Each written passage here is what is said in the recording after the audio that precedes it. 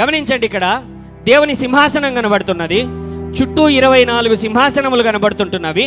అయితే దేవుని సింహాసనము చుట్టూ, దేవుని సింహాసనము పక్కన 4 జీవులు ఉన్నవి. హల్లెలూయా. ఏంటది? 4 జీవులు ఉంటున్నవి. ఇక్కడ ఏంటి అని అంటే బాగా గమనించండి. మొదటి లెవెల్లో ఎవరున్నారన్నాను నేను?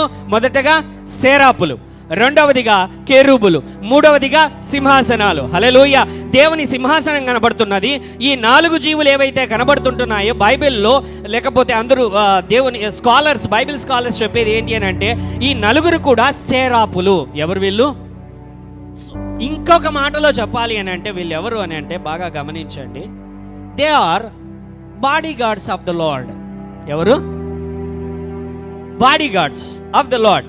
ఇక్కడ మనం ఎప్పుడైతే బాడీ గార్డ్ అనగానే అందరికీ ఒక ఆలోచన, అంటే దేవుని మీద ఎవరైనా దాడి చేస్తారా, దేవుణ్ణి ఎవరైనా యుద్ధం చేస్తారా, అందుకని వాళ్ళు కాపలా కాస్తున్నారా అనేటువంటి ప్రశ్న మనకు రావచ్చు.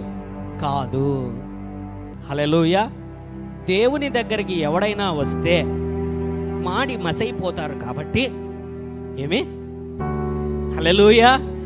దేవుడు ఆయన సమీపింపలేని రాని తేజస్సునందు అమరుడై, హల్లెలూయా, శక్తి కలిగిన వాడై. అందుకనే దేవదూతలు, అక్కడ ఈ దేవదూతలకు ఉన్నటువంటి ఒక గుణం ఏంటో తెలుసా? ఇక్కడ ఈ సెరాపులు అనేటువంటి వారు ఎవరైతే ఉన్నారో వారికి 6 రెక్కలు ఉన్నాయి. 6 రెక్కలు ఉన్నాయి. ఈ 6 రెక్కలతో వాళ్ళు ఏం చేస్తున్నారంటే 2 కన్నులు మూసుకుంటున్నారు, 2 రెక్కలు కొడుతున్నాయి, 2 కాళ్ళు మూసుకుంటున్నారు. అంటే దేవుని యొక్క పరిశుద్ధతను చూడలేక, ఆ యొక్క పరిశుద్ధతను వారు తట్టుకొనలేక వారి కనులు మూసుకొని, వారి శరీరము మూసుకొని రెక్కలతో కొట్టుకొనుచు వారు వెలుచున్నటువంటి రీతి ఎలాగున్నదంటే వాళ్ళు ఇలాగ ముందుకెళ్ళగలరు. మళ్ళీ ఒక పక్షి చూడండి, అది ముందుకు ఇలాగనే వెళ్ళగలదు పక్షి. హల్లెలూయా. మళ్ళీ అది వెనక్కి రావాలంటే ఇలాగ తిరిగి వెనక్కి రావాలి. కానీ దేవదూతలు, సెరాపులు, వీరికి ఉంటున్నటువంటి గుణం ఏంటంటే వీరు ముందుకు ఇలాగే వెళ్ళగలరు, మళ్ళీ తిరగాల్సిన పని లేదు, మళ్ళీ అలాగే వెనక్కి రాగలరు. హల్లెలూయా. వీరి యొక్క శరీరము నిండా, లేకపోతే వీరి యొక్క రెక్కల నిండా కన్నులు ఉన్నవని దేవుని వాక్యం సెలవిస్తుంది. యేషయా 6వ అధ్యాయం మొదటి 3 వచనాలు. యేషయా 6వ అధ్యాయం మొదటి 3 వచనాలలో ఉంటున్నటువంటి మాటలు. రాజైన ఉజ్జియా మృతి పొందిన సంవత్సరమున అత్యున్నతమైన సింహాసనమందు ప్రభువు ఆసీనుడుండగా నేను చూచితిని. ఆయన చొక్కాయి అంచులు దేవాలయము నిండుకొనెను.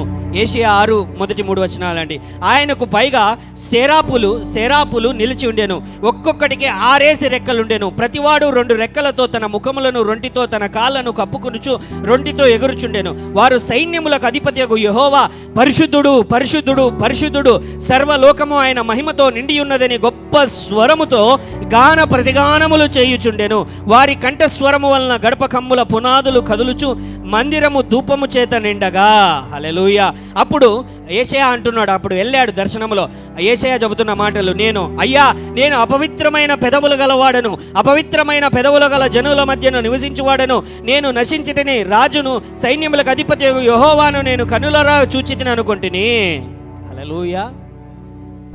వారికి కన్నులున్నాయి, వారు ఎగరగలరు, వారు తిరగగలరు. హల్లెలూయా.